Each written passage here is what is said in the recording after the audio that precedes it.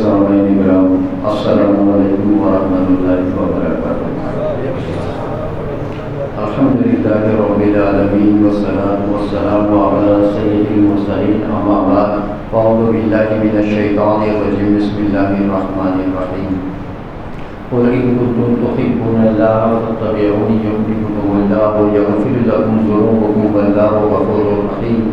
صدق اللہ العظیم وصدق رسولہ النبی الامین المکین الکریم، ونحن علی ذلک لمن الشاہدین والشاکرین والحمد للہ رب العالمین۔ ان اللہ وملائکتہ یصلون علی النبی یا ایھا الذین آمنوا صلوا علیہ وسلموا تسلیما۔ اللہم صل علی سیدنا ومولانا محمد وعلی آل سیدنا ومولانا محمد وعلى الجود والكرم وعلى اصحابه وبارك وسلم۔ الصلاة والسلام عليك يا رسول الله صلى الله عليه وسلم۔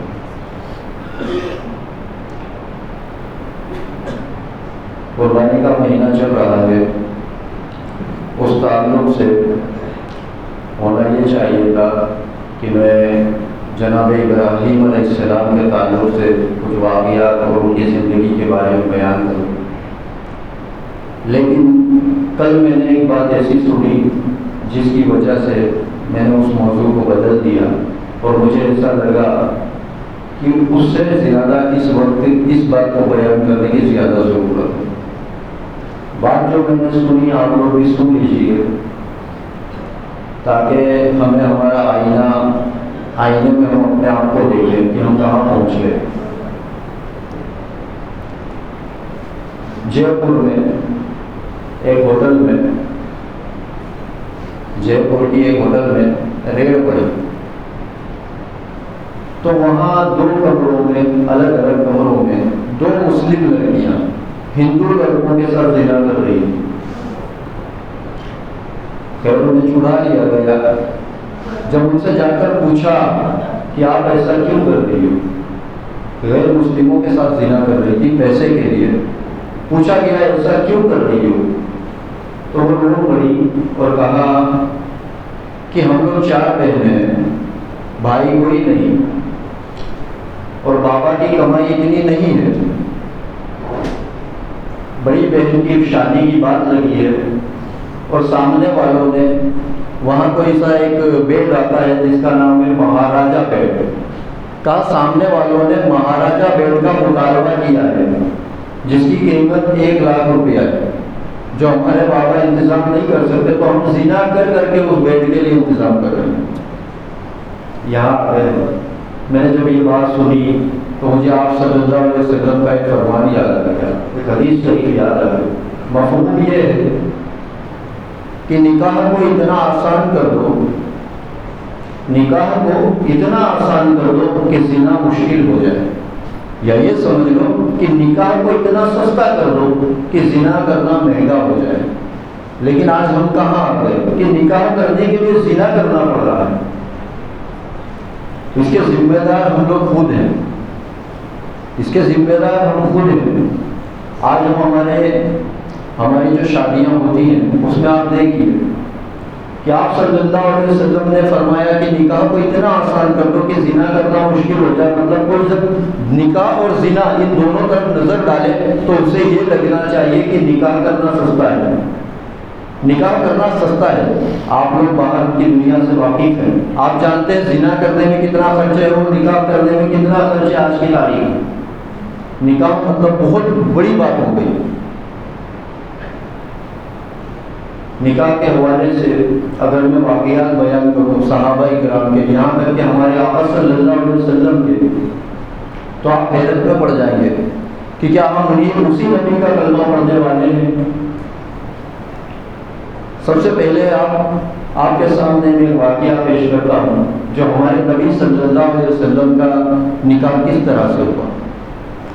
جنگ خیبر آپ نے سنی ہوگی، جنگ خیبر جب ہوئی تو خیبر کے قریب جہاں خیبر ہے، خیبر ایک قلعے کا نام نہیں، ایک جگہ ہے، تو وہاں پر ایک یہودی تھا جو اپنے قبیلے کا سردار تھا، سردار بھی تھا اور وہ عالم بھی تھا۔ اس کی جو بیوی تھی اس نے خواب دیکھا اس نے خواب دیکھا کہ مدینے سے ایک چاند طلوع ہو، چاند چمکتا ہوا مدینہ شریف کی طرف سے آیا اور میری گود میں آ کے گرا، میری گود میں میرے آنچل میں آ گیا۔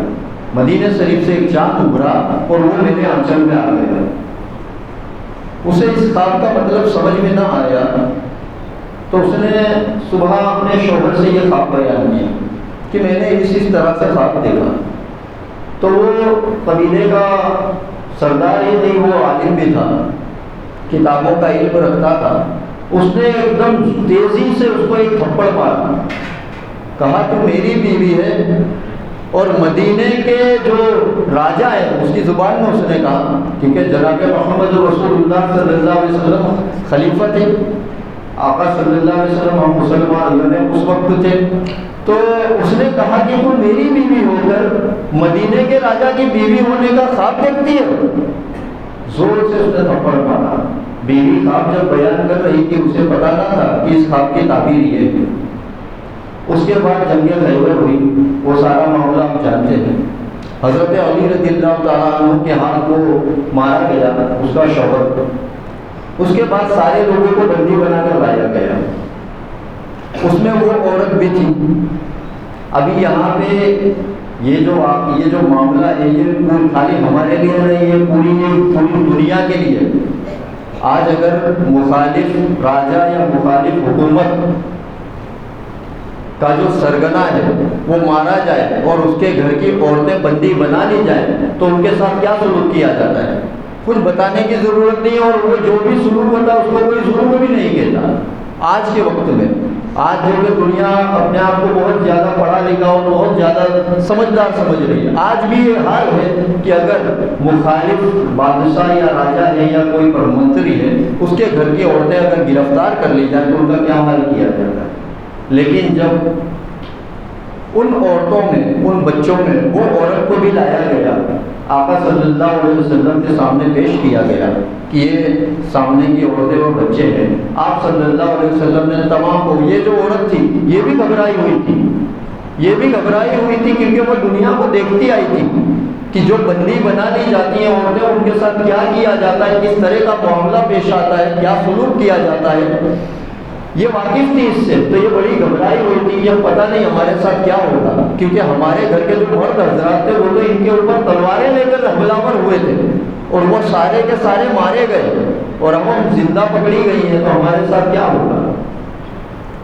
ہمارے آقا صلی اللہ علیہ وسلم کے سامنے جب انہیں پیش کیا گیا تو آپ صلی اللہ علیہ وسلم نے فرمایا کہ جاؤ تم سب آزاد ہو، تم سب آزاد ہو، سب کو آزاد کر دیا۔ اب وہ جو عورت تھی وہ وہیں کا، وہ آزاد ہونے کے بعد بھی نہ ہٹی، وہ وہیں کھڑے ہو کر رونے لگی۔ آپ صلی اللہ علیہ وسلم نے پوچھا کہ کیا معاملہ ہے، آزاد کر دیا گیا ہے کیوں جاتی کیوں نہیں ہو؟ تو کہا میرا کوئی بھی نہیں ہے، اب میرا کوئی نہیں ہے، میں کہاں جاؤں؟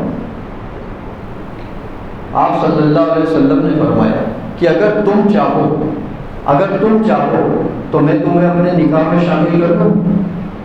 بتاؤ ایسا کوئی ہوگا راجا یا کوئی بادشاہ یا کوئی بھی اس دنیا میں کہ کہا کہ اگر تم چاہو تو میں تمہیں اپنے نکاح میں لے لوں؟ وہ مسکرا پڑی، وہ خوش ہو گئی کہ ایسا کہیں انہوں نے نہ سوچا تھا، نہ دیکھا تھا، نہ سنا تھا۔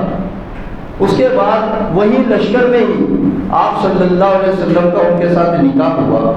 آج ان کو ہم لوگ حضرت صفیہ رضی اللہ تعالیٰ عنہا کے نام سے جانتے ہیں۔ جب آپ صلی اللہ علیہ وسلم نے ان سے نکاح کر لیا تو قرآن میں ان کے لیے اعلان ہو گیا کہ اب یہ تم تمام مومنوں کے لیے ماں ہے، یہ تم تمام مومنوں کی ماں ہے۔ آج ہم تمام انہیں اپنی ماں مانتے ہیں، ہمارے لیے ماں بناتی ہیں برابر۔ اب یہ نکاح ہوا، اس کے بعد آپ آؤ، ایک رسم ہے ولیمے کی۔ ولیمے کے لیے آپ صلی اللہ علیہ وسلم نے فرمایا کہ ولیمہ کرو، چاہے ایک بکری ہی ذبح کرو لیکن ولیمہ کرو۔ اب آپ صلی اللہ علیہ وسلم کا ولیمہ کس طرح سے ہوا؟ فوج کے خیمے لگے ہوئے تھے، آپ صلی اللہ علیہ وسلم نے فرمایا کہ جاؤ جس کے پاس جو کچھ ہے وہ سب لے آؤ۔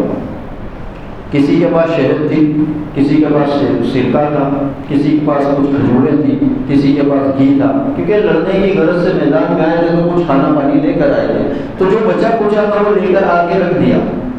آپ صلی اللہ علیہ وسلم نے فرمایا کہ کہ اب کھانا شروع کرو، یہ تمہارے نبی صلی اللہ علیہ وسلم کا ولیمہ ہے، یہ ہے ہمارے آقا صلی اللہ علیہ وسلم کی شادی اور یہ ہے ان کی شادی کا کھانا۔ اب آپ سوچئے، ہمارا تو یہ یقین اور ایمان ہے کہ ہمارے آقا صلی اللہ علیہ وسلم دعا کے لیے ہاتھ اٹھاتے تو اللہ رب العزت جنت سے دسترخوان اتارتے، تو پھر آپ صلی اللہ علیہ وسلم کے نکاح میں اس طرح کا ولیمہ کس لیے؟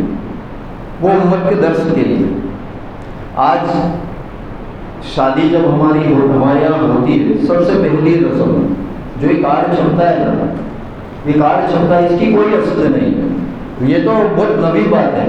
ابھی سے کچھ 50 سال پہلے کے جو لوگ ہیں وہ اس بات کے گواہ ہوں گے کہ اس زمانے میں اس کا کوئی اثر، کوئی چلن تھا ہی نہیں، لیکن اس کو پیسے والوں نے اس قدر بڑھایا کہ آج اس کو لوگ نا فرض سمجھنے لگے، مطلب شریعت کے حساب سے نہیں، لیکن اگر شادی کرنا ہے تو یہ خرچہ کرنا ہی پڑے گا۔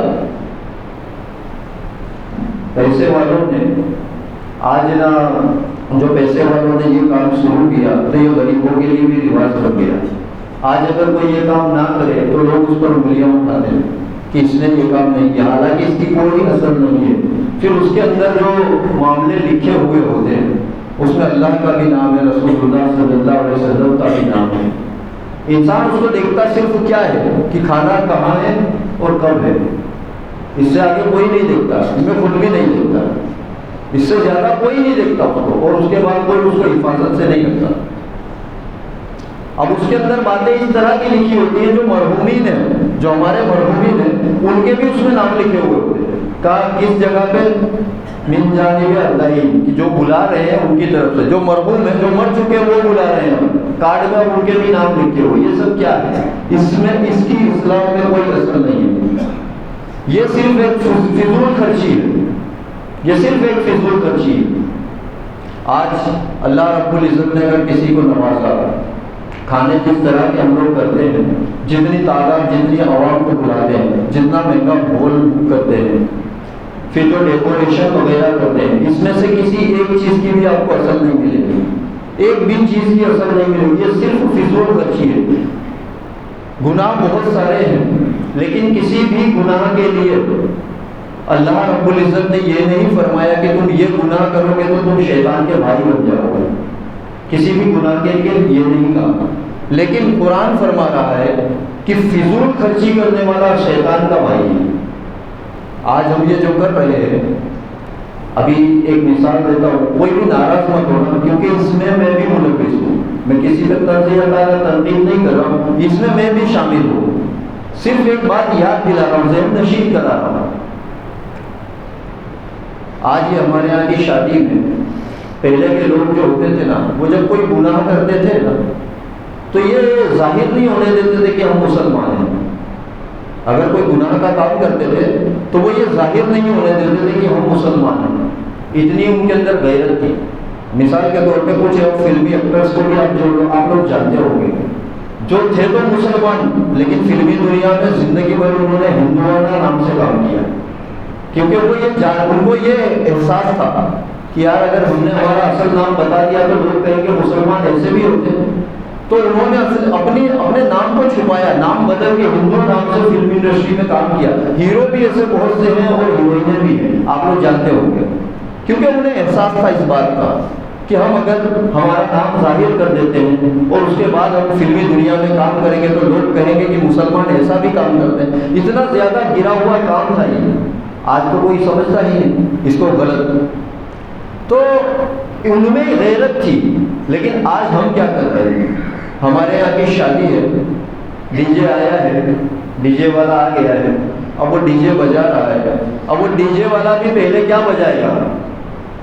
سب سے پہلے وہ نبی صلی اللہ علیہ وسلم پہ درود بھیجے گا، مطلب وہ دنیا کو یہ بتائے گا کہ ہم وہ لوگ ہیں جو سرکار صلی اللہ علیہ وسلم پر جان دینے کا دعویٰ کرتے ہیں۔ پہلے وہ یہ ظاہر کرے گا ڈی جے پہ بجا کے آقا لے لو سلام و بھگوان، ٹھیک ہے، کہ وہ دنیا کو بتائے گا کہ بھائی ہم بدعقیدہ لوگ نہیں ہیں، ہم سنی ہیں، ہم آقا صلی اللہ علیہ وسلم کے نام لینے والے ہیں۔ پہلے وہ اس طرح سے سلام سے شروع کرے گا، پھر خواجہ غریب نواز کی شان میں کچھ قوالیاں پڑھے گا، ہے نا، اس کے بعد پھر ناچ گانا چالو ہو جائے گا۔ مطلب پہلے بتا دیا جاتا ہے کہ ہم کون لوگ ہیں، ہم مسلمان ہیں، سنی صحیح العقیدہ ہیں، آقا صلی اللہ علیہ وسلم پہ جان نثار کرنے والے ہیں، اور اب دیکھو ہمارا عمل، اب ہمارا عمل دیکھو۔ بتاؤ، شادی جو ہے نا، آپ صلی اللہ علیہ وسلم نے فرمایا یہ آدھا دین ہے، شادی آدھا دین ہے۔ آج ہم اس طرح سے کر کے یہ بتا رہے ہیں کہ ہم کیا ہے۔ آج یہی وجہ ہے کہ کوئی نوجوان اگر وہ دین کی طرف جانے کی کوشش کرتا ہے تو وہ بدعقیدوں کی طرف چلا جاتا ہے، کیونکہ وہ دیکھ رہا ہے نا کہ ہمارے لوگ کیا کر رہے ہیں، ہمارے لوگ کیا کر رہے ہیں، وہ دیکھ رہا ہے تو اس کو یہ لگتا ہے کہ وہی لوگ صحیح ہیں۔ اور آپ دیکھنا یہ ساری زیادہ تر خرافات ہم میں ملیں گی، یہ خرافات زیادہ تر ہم میں ملیں گی، ان میں کم ملیں گی۔ آپ صلی اللہ علیہ وسلم نے فرمایا نکاح آدھا دین ہے۔ نکاح ایک عبادت ہے۔ جنت میں جانے کے بعد صرف 2 ہی نیکیاں رہیں گی۔ آدم علیہ السلام بھی جب جنت میں تھے تو وہاں بھی 2 ہی نیکیاں تھیں، نہ روزہ تھا، نہ نماز تھی، نہ حج تھا، نہ زکات، کچھ نہیں، صرف 2 نیکیاں، ایک ایمان اور دوسرا نکاح۔ یہ 2 ہی تھی نا، آپ سبھی لوگ جانتے ہو، اس کے علاوہ کچھ نہیں تھا۔ اور یہ نکاح جو ہے یہ کتنی اہم نیکی ہے آپ سمجھیے۔ جیسے ابھی آپ گھر سے نکلے ہیں نا، گھر سے یہ سوچ کے نکلے کہ ہم نماز کے لیے جا رہے ہیں، تو آپ نے یہ نیت کی اور نماز کے لیے آئے۔ اب آپ نے جب نیت باندھ لی نا اللہ اکبر کہہ کر نماز کے لیے، اب آپ جب تک سلام نہیں پھیرتے، مطلب جب تک آپ نماز کے اندر ہیں تب تک نیکیاں مسلسل لکھی جا رہی ہیں۔ جو آپ پڑھ رہے ہیں اس کا ثواب الگ مل رہا ہے، اگر آپ خاموش امام کے پیچھے کھڑے تب بھی ثواب مل رہا ہے، کیونکہ آپ ابھی نماز کے اندر ہیں، نماز میں ہیں۔ آپ نے روزہ رکھا، سحری کے وقت نیت کی کہ میں روزہ رکھ رہا ہوں، اب نیت کی آپ نے اور روزہ رکھ لیا، اس کے بعد آپ سو گئے، مطلب نماز پڑھی آپ نے، عبادت کی جو بھی، اس کے بعد اگر آپ سو بھی جاتے ہیں تب بھی فرشتے مسلسل نیکیاں لکھتے رہتے ہیں، اس لیے کہ آپ ابھی روزے کے اندر ہیں، ابھی آپ روزے کے اندر ہیں نا، ابھی روزہ افطار نہیں ہوا، ابھی آپ روزے میں ہیں۔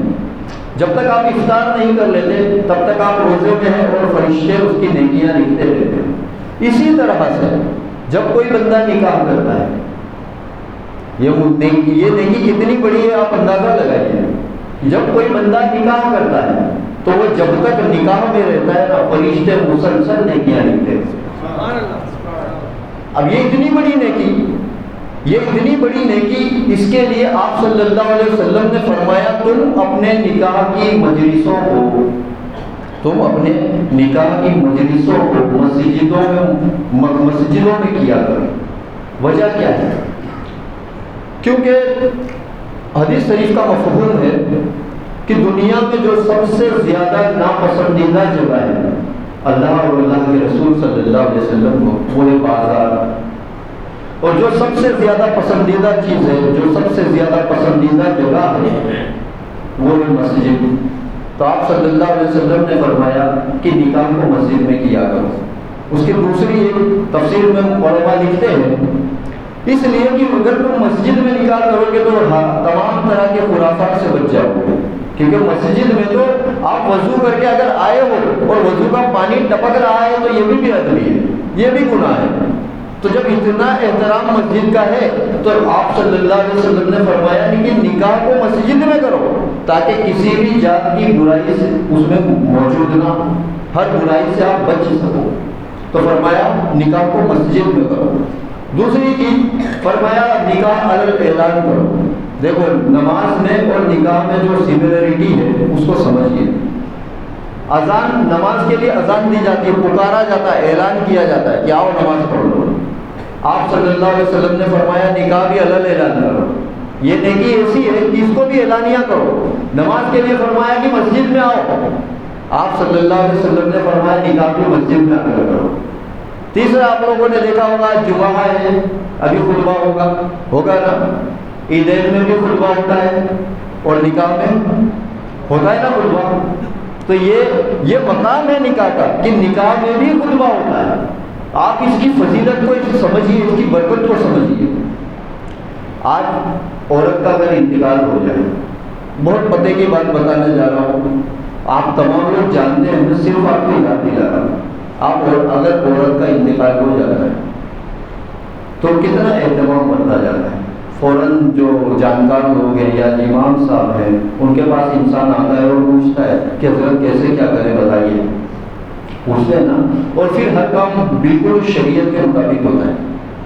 تو کیا خالی شریعت جب کوئی عورت گزر جاتی ہے تبھی لاگو ہوتی ہے؟ اس کے اندر جو سب سے اہم بات ہے جس کی وجہ سے یہ بات میں نے چھیڑی وہ یہ ہے کہ لڑکی کا جو چہرہ ہے وہ کسی کو نہیں دکھایا جاتا۔ تو کیا یہ پردہ اس کے مرنے کے بعد اس پہ لاگو ہوا؟ وہ زندہ تھی جب نہیں تھا۔ جتنا اہتمام اس کے مرنے کے بعد کیا جا رہا ہے، اب تو وہ کیا، اب تو قبر میں جانے والی ہے، اب اس کے ساتھ کوئی بدفعلی نہیں ہونے والی، اب اس کے ساتھ کچھ غلط نہیں کوئی کرنے والا، لیکن پردہ ابھی بھی اس کے لیے اوپر ہے۔ وہاں پہ پردے کا اس قدر اہتمام کیا جا رہا ہے، تو جب تمہارے گھر میں شادی تھی تب کیا اس کے اوپر پردہ فرض نہیں تھا، یا اس کے اوپر پردے کا حکم نہیں تھا؟ یا تب تم نے کیوں کسی مولوی سے کسی امام سے نہیں پوچھا کہ شادی کے لیے کیا حکم ہے، پردے کے لیے کیا حکم ہے؟ رسمیں اس طرح کی ہے۔ شادی منگنی، سب سے پہلے منگنی کی بات اگر کریں، منگنی کی اصل یہ ہے، منگنی اس لیے کی جاتی تھی کہ کہیں کسی کا رشتہ لگ گیا تو وہ کچھ لوگوں کے بیچ میں یہ بات پھیلا دی جاتی تھی تاکہ کوئی اور وہاں لے کے رشتہ نہ پہنچ جائے اور لوگوں میں مخالفت اور اختلاف پیدا نہ ہو۔ وجہ یہ ہے کہ مثلا ایک لڑکی کا ایک لڑکی سے رشتہ لگ گیا اور ابھی اسی لڑکی کے پاس کسی اور لڑکے کے وہاں سے رشتہ چلے جائے اور یہ لڑکا زیادہ بہتر ہے، تو ایسا نہ ہو کہ وہ اس رشتے کو ٹھکرا کے اس سے کر دے، تو پھر اس میں کیا ہوگا کہ مسلمانوں میں اختلاف پیدا ہوگا۔ تو منگنی کی رسم صرف اس لیے رکھی گئی کہ لوگوں کو یہ پتہ چل جائے کہ یہ دو لوگوں کا رشتہ لگ گیا ہے، تاکہ کوئی اور وہاں رشتہ لے کر نہ جائے۔ بس یہ ہو گیا ختم۔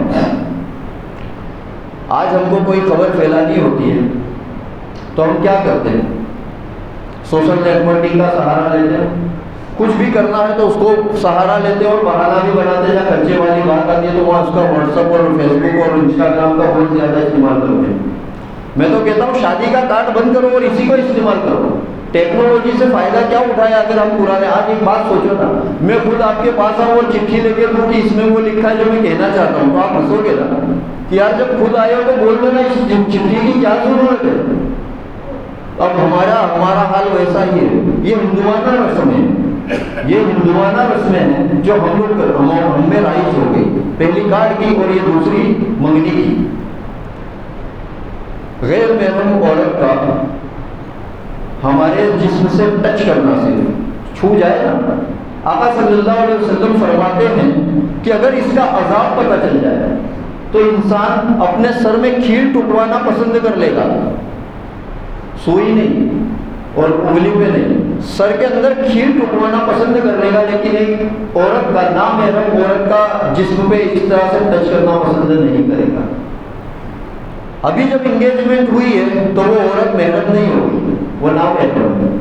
ابھی اس طرح کی رسمیں ہو گئی، الحمدللہ ہمارے محلے میں تو کم ہے، لیکن باہر آپ سٹی میں نکلو تو باقاعدہ لڑکی لڑکے انگوٹھیاں بدلتے ہیں، ایک دوسرے سے انگوٹھیاں پہناتے ہیں، تو یہ نامحرم ہے، یہ ہندوانہ رسمیں ہیں، ان کی ہماری شریعت میں کوئی جگہ نہیں ہے۔ دوسری چیز، باقاعدہ منہ کھول کے بولتے ہیں کہ اپنی لڑکی کا موبائل نمبر دے دو ہمارے لڑکے کے لیے، اور دے بھی دیتے ہیں، اور پھر وہ لڑکا اور لڑکی رات کو 3 بجے تک موبائل پر بات کر رہے ہیں۔ گھر والوں کو بھی پتا ہے، ماں نے دیکھا کس سے بات کر رہی ہے، ہاں میں اس سے بات کر رہی ہوں، کوئی بات نہیں۔ آپ سوچو کہ وہ 3 بجے تک کیا بات کرتے تھے۔ ابھی آپ جو شادی شدہ حضرات ہیں، پھر اس کا ریئیکشن کیا ہوتا ہے وہ بھی سمجھ لیجیے۔ ریئیکشن یہ ہوتا ہے کہ جن کو بات کرنے سے فرصت نہیں ملتی تھی، پورا ڈیٹا ختم ہو جاتا تھا، کالنگ ٹائم ختم ہو جاتا تھا، وہ لڑکا لڑکی جن کو وقت نہیں کم پڑ جاتا تھا بات کرنے کے لیے، جب انہی لوگوں کی شادی ہو جاتی ہے۔ اب شادی کے بعد لڑکا ڈیوٹی پر ہے، اب وہی لڑکی ہے اور یہی لڑکا ہے، اب وہ فون اب کر رہی ہے نا تو میں اٹھاتا، ہاں بولوں، اب وہ بولتی بات کرنے کا دل کر رہا ہے، میں کام کر رہا ہوں، فون کاٹ دیا۔ پہلے بھی یہی چھوکرا تھا، یہی لڑکا تھا جس کو فرصت نہیں تھی بات کرنے سے، آج بھی وہی لڑکا۔ اب حالانکہ کچھ تبدیلی نہیں آئی، نہ محبت کم ہوئی نہ کچھ، لیکن اب وہ ذمہ داریوں میں الجھ گیا ہے۔ لیکن لڑکی کو یہ لگنے لگتا ہے کہ اب یہ پہلے کی طرح مجھ سے محبت نہیں کرتا، اور اس طرح سے پھر وہ شادی زیادہ اچھے سے چل نہیں پاتی، اور زیادہ تر جو ڈیورس کے کیس ہو رہے ہیں نا، اس کی وجہ یہ ہے کیونکہ شادی کے پہلے ہی اس قدر محبت کا اظہار اور اس قدر محبت کی باتیں کی جاتی ہیں کہ شادی کے بعد کچھ باقی ہی نہیں رہتا، جس کی وجہ سے پھر لڑکی کو یہ لگنے لگتا ہے کہ اب یہ پہلے کی طرح مجھ سے محبت نہیں کرتا، وہ گھر بیٹھ جاتی ہے اور پھر دنیا بھر کی بہرحال۔ تو یہ یہ چیز ہے، اس کو بھی ختم کرنا پڑے گا۔ اور یہاں پہ میری خاص اپیل ہے نوجوان دوستوں سے کہ آپ اس چیز کو عہد کرو، آپ اس چیز کو عہد کرو کہ آپ کی جب شادی ہوگی نا، آپ شریعت کے مطابق شادی کریں، عہد کر لیجیے، کیونکہ یہ خالی کہنے کی بات نہیں ہے، کہنے کی بات ہوگی تو میں یہ کہتا ہی نہیں، اب عمل کرنے کا نمبر ہے، اور ہم کو ہی کرنا ہے، آپ کوئی صلاح الدین ایوبی نہیں آنے والا ہے۔ اب اگر ہم نہیں کریں گے تو کون کرے گا؟ آپ اس چیز کا خاص دھیان رکھیں۔ دیکھو پیسے والوں نے شادیاں کی، بڑا سا ہال بک کر لیا، 5-6 طرح کے کھانے رکھے، 2000-3000 لوگوں کی مہمانی کی، 15-20 لاکھ روپیہ خرچہ کر دیا شادی میں، کیونکہ ان کے پاس تھا۔ لیکن میرا ایسا ماننا ہے کہ آپ صلی اللہ علیہ وسلم نے فرمایا کہ نکاح کو آسان کر دو۔ آج تم نے اتنا خرچ کر دیا تو جو غریب لڑکیاں ہیں تم نے ان پر ظلم کیا، تم نے اتنا خرچ کر کے اگر تم ایسی شادی کی جگہ پر ایسی شادی کر کے 10 لڑکیوں کی شادی کرا دو نا، اس کے بعد تو وہ کم ہے اس سے کہ تم اس شادی کو آسانی سے کر دیتے۔ میرا کہنے کا مطلب سمجھے آپ نے اپنی شادی میں 20 لاکھ روپیہ خرچہ کر دیا، اس کے بعد یہ سوچا کہ یار غریبوں کو تکلیف ہوئی ہوگی تو لاؤ میں 10 غریب لڑکیوں کی شادی بھی کرا دیتا ہوں ساتھ میں۔ آپ نے 10 غریب لڑکیوں کی بھی شادی کرا دی، تو میں یہ کہتا ہوں یہ کم ہے، اس سے بہتر یہ ہوتا کہ خالی آپ اپنی شادی کی لڑکی غریبوں کی طرح کرا دیتے، تو یہ دوسروں کے لیے سبق ہوتا، اور غریبی لوگ بھی سینہ تان کے پھر آرام سے شادی کرتے۔ یا پیسے والے بھی تو ایسے ہی کرتے ہیں، پیسے والے بھی تو اس طرح کرتے، تو غریب بھی آرام سے کرتے شادی، ان کو پھر تکلیف نہیں ہوتی، ان کے ماں باپ کو اپنی پگڑیاں لڑکے والوں کے قدموں میں نہ رکھنی پڑتی۔ تو سب سے اہم رول جو آج مسلمانوں کے گھر میں لڑکیاں بیٹھی ہیں نا، غریب لوگوں کی، ان کے گھر میں بیٹھے رہنے کی وجہ جو ہے یہ امیر لوگ ہیں۔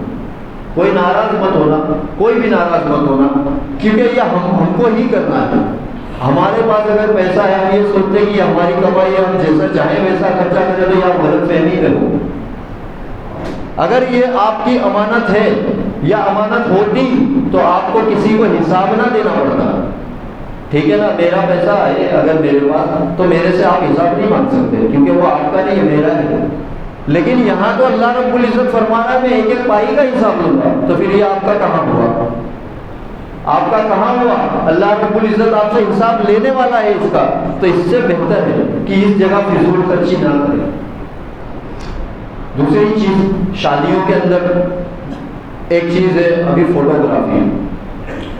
فوٹو ابھی حجاب کو لے کر کتنا زیادہ بوال ہوا، حجاب کو لے کر زیادہ تر لوگوں، اور ہونا بھی چاہیے، ٹھیک ہے چلو، لیکن ہم اس جگہ پر اس چیز کو کیوں نہیں دھیان دیتے؟ ہمارے یہاں کی جب شادیاں ہوتی ہیں، نکاح کا ولیمہ کرنا سنت ہے، ٹھیک ہے نا؟ ولیمہ کرنا سنت ہے، لیکن اپنے گھر کی نوی نویلی دلہن کو اسٹیج پر لا کر بٹھا کر اس کی نمائش کرنا، یہ کیا ہے؟ اب ایسی قوم پھر روڈ پر اتر کے بولے حجاب کے خلاف نہ، وہ کرے جلوس نکالے حجاب کے لیے، تو یہ تو ہنسنے والی بات ہے نا۔ ایسی قوم جو نویلی دلہن کو ہزاروں لوگوں کے بیچ اونچائی پر بٹھا دے کہ ایک بھی آدمی ایسا نہ ہو جس کو نظر نہ آئے، ہر کسی کو دکھانا ہے ہم نے کس کو بھی آ کر لائے، پھر وہ قوم روڈ پر نکل کے کہیں گے بھائی حجاب پر پابندی مت لگاؤ، کیا نہیں؟ میرے الفاظ سخت ہیں، میں سمجھ رہا ہوں اس بات کو، لیکن ہم مسلمان قوم ہیں، وقت کم ہے، وقت ختم ہو گیا، انشاءاللہ اگلے ہفتے اسی بات کو آگے بڑھائیں گے، اور اللہ رب العزت کہنے سننے سے زیادہ عمل کرنے کی توفیق عطا فرمائے۔ میرے کہنے میں کچھ غلطی ہو گئی تو اللہ رب العزت مجھے معاف فرمائے. سبحان اللہ و بحمدہ سبحان اللہ العظیم و بحمدہ استغفر اللہ. جو حضرات سنتیں نہیں ادا کی وہ سنتیں ادا کرنا. السلام علیکم و رحمۃ اللہ.